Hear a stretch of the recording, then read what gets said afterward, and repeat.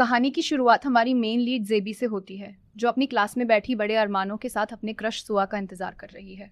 जेबी के चेहरे की खुशी उस वक्त 7वें आसमान पर पहुंच जाती है जब सुआ हाथों में फूलों का बुके लिए उसके पास आता है। जेबी को पूरा यकीन है कि आज सुआ उसे प्रपोज कर देगा और वो खुशी खुशी अपनी जगह से खड़ी भी हो जाती है। लेकिन हकीकत उसके अरमानों से बिल्कुल उलट निकलती है। सुआ उसे नजरअंदाज करते हुए आगे बढ़ जाता है और वो फूल डमी नाम की एक दूसरी लड़की को देकर उसे बर्थडे विश करता है। जेबी के लिए ये पल किसी सदमे से कम नहीं होता, खासकर तब जब सुआ डमी को लेकर उसके सामने से चला जाता है। लेकिन तभी जेबी की आंख खुलती है और उसे एहसास होता है कि ये सब महज एक सपना था। असल में जिस लड़के का सपना वो देख रही थी वो उसकी पसंदीदा नोवेल का मेन लीड था, जिसे जेबी पागलों की तरह पसंद करती थी। नॉवेल पढ़ते पढ़ते सुजाने की वजह से वो खुद को उसी कहानी का हिस्सा समझने लगी थी। जेबी जागने के बाद भी सुआ के ख्यालों में खोई रहती है और दुआ करती है कि काश वो फूल असलियत में उसे मिले होते। हकीकत की दुनिया में जेबी कोई साधारण लड़की नहीं बल्कि एक मशहूर आइडल है जिसकी जिंदगी किसी फिल्म की कहानी जैसी लगती है। वो अपनी लाइफ की मेन कैरेक्टर है और उसकी लोकप्रियता का अंदाजा इसी बात से लगाया जा सकता है कि फोटोशूट के दौरान उसके हर पोज पर कैमरों की क्लिक सुनाई देती है। काम के बीच में भी वो अपनी लाइव स्ट्रीम के जरिए अपने फैन से जुड़ी रहती है। एक बार फोटोशूट के दौरान आउटफिट बदलने के लिए वो फैंस को बाय बोलकर चली जाती है, लेकिन अनजाने में उसका फोन और लाइव स्ट्रीम ऑन रह जाते हैं। जब जेबी अपने कपड़े बदल रही होती है तो उसकी स्टाइलिस्ट उसकी मदद के लिए उसके जूते पहना देती है। जेबी उसे मना भी करती है पर स्टाइलिस्ट नहीं मानती। वहीं सेट पर मौजूद कुछ लोग जेबी की पीठ पीछे उसकी बुराई करना शुरू कर देते हैं। उनका कहना था कि जेबी को रानी बनने का बहुत शौक है और वो अपनी स्टाइलिस्ट से नौकरों की तरह काम करवाती है। ये सारी बातें लाइव स्ट्रीम के जरिए लाखों लोग सुन लेते हैं और देखते ही देखते जेबी के खिलाफ नफरत की लहर दौड़ जाती है। सोशल मीडिया पर लोग उसे बुरा भला कहने लगते हैं, जिसे देखकर जेबी अंदर से टूट जाती है।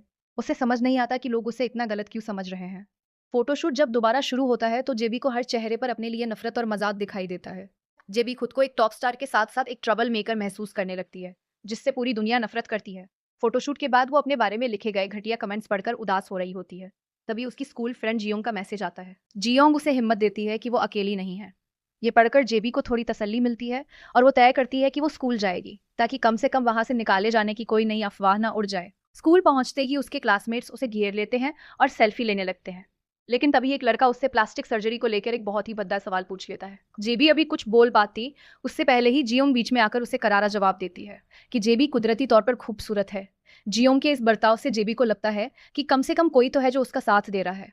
लेकिन जेबी की ये खुशी ज्यादा देर नहीं टिकती। थोड़ी देर बाद जब वो कॉरिडोर से गुजर रही होती है तो उसे कुछ लड़कियों की बातें सुनाई देती है। वो लड़कियां जेबी के स्कूल आने जाने के तरीके का मजाक उड़ा रही थी, लेकिन साथ ही वो उसके साथ एक सेल्फी भी चाहती थी ताकि उनके फॉलोअर्स बढ़ सके। जेबी सब कुछ सुन लेती है, फिर भी वो उन लड़कियों के सामने आती है और बड़ी ही शालीनता से उनके साथ फोटो खिंचवाती है। वो लड़कियां खुश हो जाती है क्योंकि उनके फोटो पर तुरंत लाइक्स आने लगते हैं। लेकिन उनके जाने के बाद जेबी को एक गहरा खालीपन महसूस होता है। उसे समझ आ जाता है कि इस पूरी दुनिया में उसका कोई भी सच्चा दोस्त नहीं है।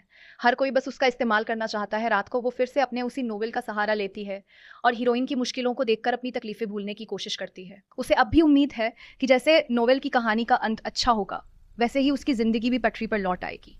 तभी उसे एक लड़के का मैसेज मिलता है जो उसे बहुत अच्छे से जानता है। वो लड़का भांप लेता है कि जेबी आज उदास है, तभी वो नोवेल पढ़ रही है। जेबी मजाक में कहती है कि वो तो बस हैंडसम लीड को देखकर खुशी के आंसू रो रही है। उधर जियोंग सोशल मीडिया पर उन लड़कियों की सेल्फी देखकर कमेंट करती है कि जेबी उनकी दोस्त नहीं है, लेकिन कोई उसकी बात का यकीन नहीं करता। जेबी जब नोवेल का आखिरी एपिसोड पढ़ती है तो उसे अपनी आंखों पर यकीन नहीं होता।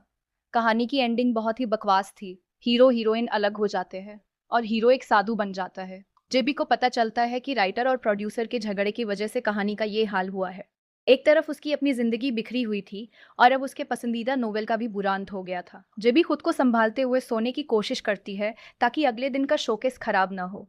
लेकिन उसे नहीं पता था कि उसकी अपनी दोस्त जियोंग ने उसके खिलाफ एक ऐसी पोस्ट कर दी है जो रात भर में वायरल होने वाली है। अगले दिन की शुरुआत जेबी के लिए किसी बुरे सपने जैसी होती है। अगले दिन की शुरुआत है अपने करियर के सबसे महत्वपूर्ण शोकेस से ठीक पहले उसे पता चलता है कि इंटरनेट पर उसके खिलाफ एक नई आग लगी हुई है। इस बार इल्जाम बहुत गंभीर थे। सोशल मीडिया पर यह दावा किया जा रहा था कि जेबी बिना पढ़ाई किए अपनी ताकत और रुतबे का गलत इस्तेमाल करके स्कूल में अच्छे ग्रेड्स हासिल कर रही है। जेबी ये देखकर सन्न रह जाती है क्योंकि असलियत ये थी कि वो अपने बिजी शेड्यूल के बीच मिलने वाले हर खाली पल में पढ़ाई किया करती थी। उसे इस बात का गहरा दुख होता है कि लोग उसकी मेहनत को एक पल में झूठा साबित कर रहे हैं। भारी मन से वो शोकेस के लिए निकलती है, जहां मीडिया के कैमरों की फ्लैश उसे और भी ज्यादा नर्वस कर देती है।